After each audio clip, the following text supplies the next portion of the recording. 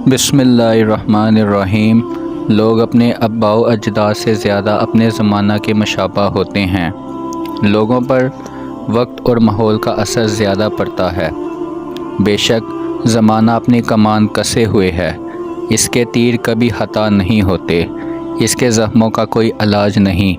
ये तंदुरुस्तों पर बीमारी डालता है और जिनको निजात मिलती है इनको हलाकत में डाल देता है। बेशक ज़माना लोगों के साथ वही चाल चलता है जो गुज़िश्ता लोगों के साथ चला। ज़माने की जिस चीज़ ने एक दफ़ा पीठ फेरी वो वापस नहीं होती, और इसकी जितनी चीज़ें हैं इनमें से एक भी हमेशा के लिए बाकी नहीं रहती। जो शख्स ज़माने को सता है इसके अताब की कोई इंतहा नहीं रहती, यानी जो ज़माने को सताता है इसके अताब की कोई इंतहा नहीं होगी। ज़माना अहले ज़माना से खयानत करता है, और जो इसकी ऐब चीनी करता है इसकी इस्लाह नहीं होने देता। ज़माने की दो हालतें हैं, कभी कोई चीज़ छीन लेता है और कभी कोई चीज़ दे देता है। जो चीज़ छीन ले वो लौट कर नहीं आती, वो हमेशा के लिए चली जाती है। जैसे दुनिया में से कोई चीज़ चली जाए और आपके पास वापस ना आए, और जो दे दे इसके लिए बका नहीं होती। अक्सर लोग ज़माने की चाल पर चलते हैं, जैसा वक्त हो वैसा ही काम करते हैं। ज़माना वो नज़ारे पेश करता है कि जिनके देखने से इबरत हासिल हो। अपनी औलाद की तरबियत अपने ज़माना के तौर तरीक़ों के मुताबिक नहीं बल्कि जदीद दौर के तकाज़ों के मुताबिक करो, क्योंकि वो तुम्हारे ज़माने से मुख्तलिफ ज़माना के लिए पैदा किए गए हैं। किसी की तबाह हाली पर खुश ना हो। अगर किसी के साथ कुछ बुरा हो तो उसके किए पर उसे हौसला दो, कभी उस पर खुशी का इजहार ना करो। कहीं ऐसा ना हो कल ज़माना तुम्हारे साथ भी यही बर्ताव करे कि तुम्हारे साथ भी गलत हो और लोग तुम पर भी हंसें। ज़माना से तजर्बात हासिल ज़रूर हो जाते हैं, और दोस्ती नहायत ही करीबी रिश्ता है।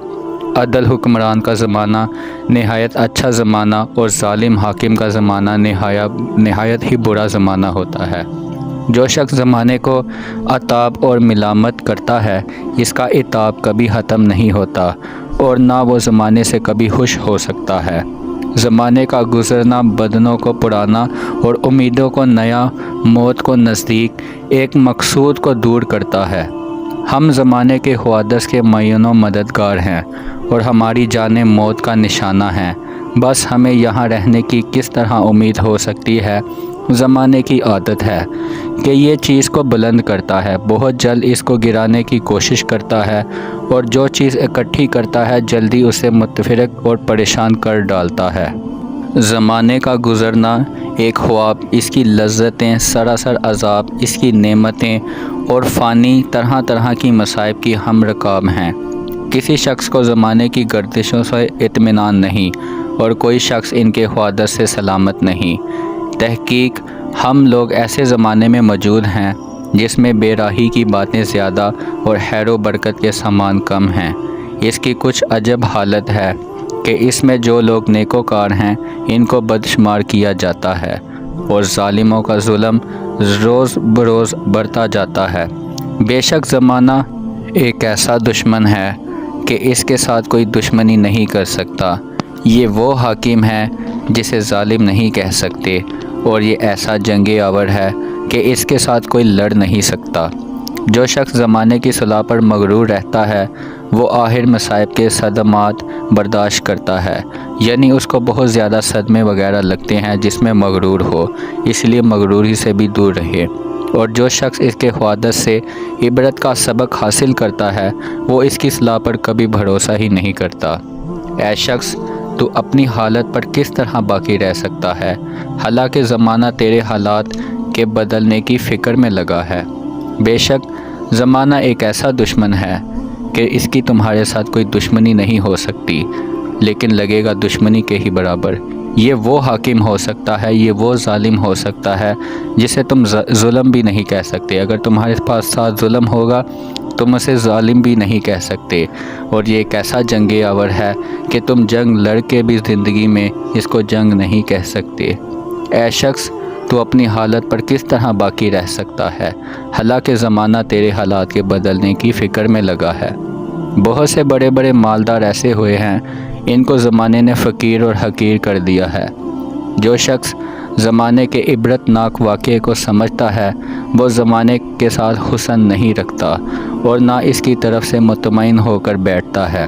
بے شک کل کا دن آج کے دن کے قریب ہے کہ آج کا دن اپنی موجودہ حالت کے ساتھ گزر جاتا ہے، اس کے بعد متصل کل کا دن آ جاتا ہے۔ جو شخص زمانے کی طرف سے مطمئن رہتا ہے زمانہ اس کی خیانت کرتا ہے، اور جو اس کی تعظیم کرتا ہے یہ اس کی اہانت بے قدری کرتا ہے۔